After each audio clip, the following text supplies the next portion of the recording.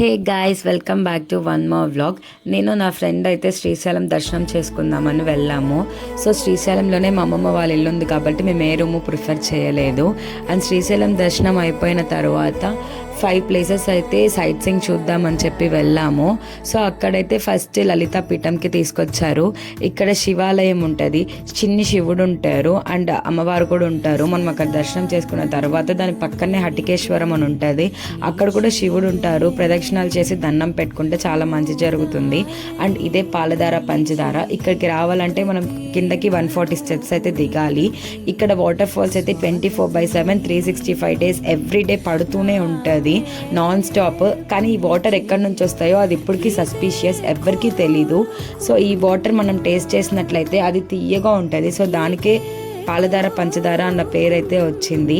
ఈ water falls దగ్గర ఎప్పుడు సరస్వతీదేవికి లింగంకి అభిషేకం జరుగుతూనే ఉంటుంది 24/7 365 డేస్. దాని పక్కనే వాటర్ ఫాల్స్ ఉంటాయి, బట్ ఎక్కువ వాటర్ ఫ్లో లేదు కాబట్టి మేము దాన్ని ప్రిఫర్ చేయలేదు. అండ్ ఇక్కడనే కొన్ని స్నాక్స్ అయితే తీసుకున్నాము.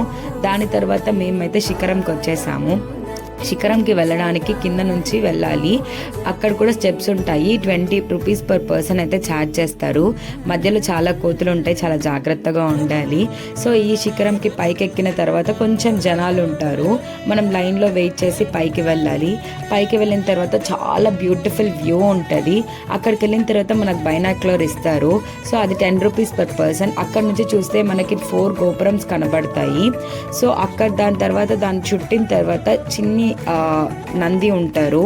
నంది దగ్గర మనం హ్యాండ్ పైన ఇలా చేయి పెట్టుకొని నేను చూసినట్లు చూస్తే అక్కడ మీకు 2 గోపురం మధ్యలో కలుష్యం కనపడితే మీకు నెక్స్ట్ జన్మ ఉండదు అని అంటారు.